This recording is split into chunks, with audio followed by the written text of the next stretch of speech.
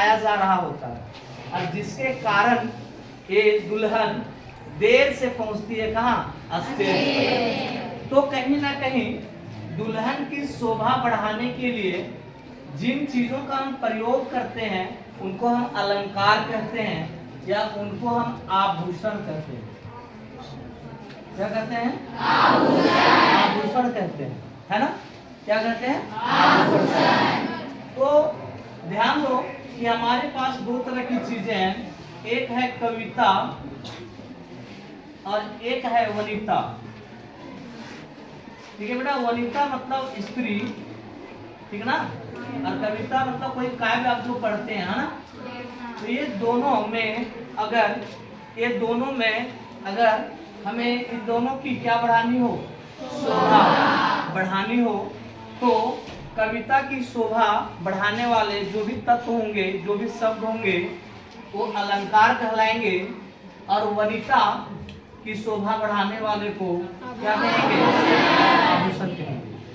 ये देखो, ये सुंदरता को बढ़ाते हैं, सुंदरता उत्पन्न नहीं करते हैं, सुंदरता को बढ़ाते हैं। लेकिन ध्यान रखना चाहिए कि जब हम आभूषण का प्रयोग करते हैं या अलंकार का प्रयोग करते हैं तो इस बात का ध्यान जरूर रखना चाहिए कि उसका प्रयोग यथास्थान होना चाहिए। मतलब जैसे जहाँ जिसका स्थान निर्धारित है, पता चला ओठ में लिपस्टिक नहीं लगा करके काजल लगा दी क्या, तो हम तो आभूषण का प्रयोग किए लेकिन कहाँ कर दिए, गलत जगह पर कर दिए। कहाँ कर दिए? पता चला आंख में लगा दिए लिपस्टिक, गड़बड़ा जाएगा ना। कान में पहनना है कान वाला कान बाली, पता चला नाक में पहन लिए कान बाली, तो ये शोभा को क्या कर देगा, बिगाड़ देगा ना।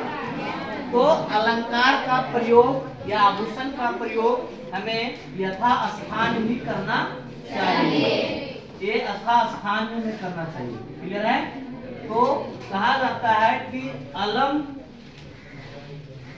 करोति इति अलंकारः। इसका मतलब जो अलम करता है अर्थात जो शोभा बढ़ाता है, करोति मतलब करता है, उसे अलंकार कहते हैं। ठीक है? जो हमारी काव्य की या जो स्त्री की शोभा बढ़ा दे उसे हम क्या कहते हैं, अलंकार कहते हैं या फिर आभूषण कहते हैं, है ना। तो अलंकार किसे कहेंगे? तो अलंकार हम लोग कहेंगे कि काव्य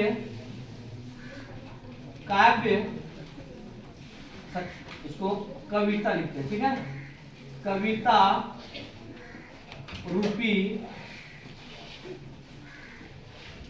कामिनी की शोभा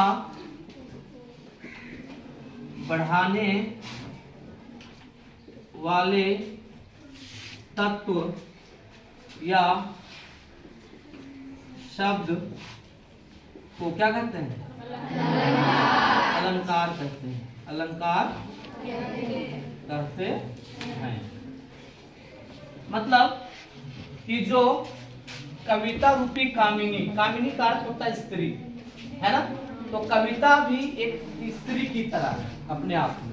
तो कविता रूपी कामिनी की शोभा बढ़ाने वाले जो भी तत्व होंगे, यानी जिनसे भी उसकी शोभा बढ़ जाए, उन सारे तत्वों को कि हम क्या कहते हैं, आभूषण कहते हैं। तो अलंकार किसकी शोभा बढ़ाते हैं, कविता की। किसकी शोभा बढ़ाते हैं, कविता की।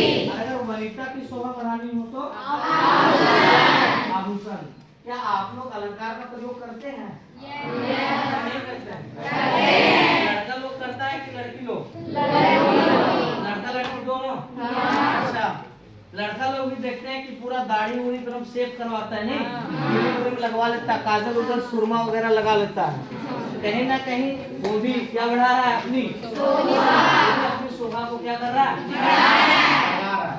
इसका मतलब अलंकार का इस्तेमाल सब कोई करते हैं हर जगह। देखिए आपको घर ही सजाना हो तो आप प्रयोग करते हैं या नहीं करते?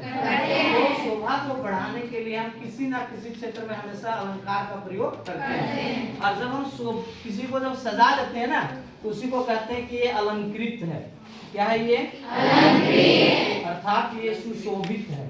क्या है ये? सुशोभित। अलंकृत है। समझ गए? तो आप समझ गए दुल्हन लेट से क्यों आती है वरमाला में? समझ आ गया ना?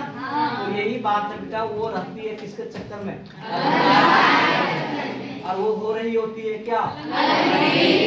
वैसे ही कोई भी कविता जब हम पढ़ते हैं तो कुछ कविताओं को जैसे ही पढ़ते हैं याद हो जाती है, याद हो जाती है ना।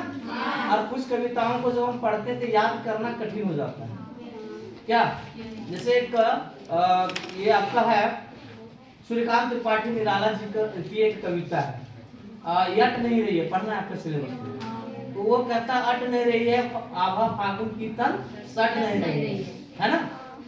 कहीं सांस लेते हो घर घर भर देते हो, उड़ने को नभ में तुम पर कर देता हो, आँख हटाता हूँ हट नहीं रही है। कहने मतलब तुक मिलता है या कुछ वर्णों का ऐसा मेल होता है जिससे कविताएं पढ़ने में सुनने में क्या लगती है? अच्छी लगती है। तो कहीं ना कहीं उसमें किसका प्रभाव होता है? जैसे आप पढ़े होंगे 9 क्लास में कि मिली कालिंदी कुल कदम की डाल, कालिंदी कुल कदम की डाल। तो कालिंदी कुल कदम की डाल, रघुपति राघव राजा राम। तो रघुपति राघव राजा राम याद करना में इजी है ना? अगर वो जगह पर चेंज कर दे, कुछ पर्यायवाची डाल दे जिससे उसका लय टूट जाए तो थोड़ा सा गड़बड़ हो सकता है ना। जैसे आप पढ़ते हैं कनक कनक ते 100 गुनी मादकता अधिकार, वह खाए बोरा जग या पाए बोरा। तो कहीं ना कहीं उसमें जो लय होता है या शब्दों के जो चमत्कार होते हैं उससे क्या होता है कि वो काव्य की शोभा क्या हो जाती है? बढ़ जाती है। और काव्य की शोभा जो बढ़ा दे और जिस कारण से बढ़ जाए, या तो शब्दों के कारण शोभा बढ़ जाए या अर्थ समझने के बाद आपको आश्चर्य लगे अरे ये बात थी, है ना। तो या तो शब्द के कारण शोभा बढ़ जाए, शब्दों को देख के बोल दे रही बहुत अच्छा लिखा हुआ, या फिर शब्द को मान लो पढ़े अच्छा नहीं लगा लेकिन उसके अंदर का अगर कोई अर्थ समझा दिया तो आपको लगा यही बात है।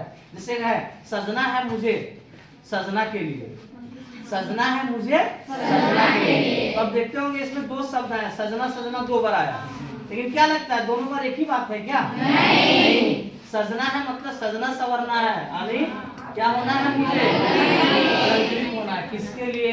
सजना के लिए, प्रेमी के लिए नहीं, ताकि देखे कहेगा वाह क्या लग रही है। अरे आज तो लग रहा है कि ये इंद्रलोक से अप्सरा उतर आई है, कहाँ पर? धरा पर। नहीं, ऐसा लगेगा। तो इसलिए हम सजते भी हैं। तो सजना है मुझे किसके लिए? तो उसमें भी एक अलंकार है, उसमें भी एक क्या है? अलंकार। ठीक है, बात समझ गए?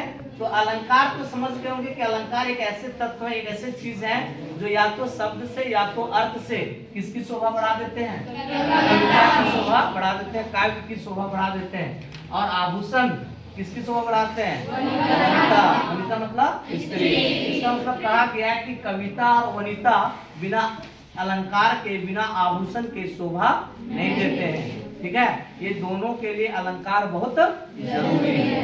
ठीक है।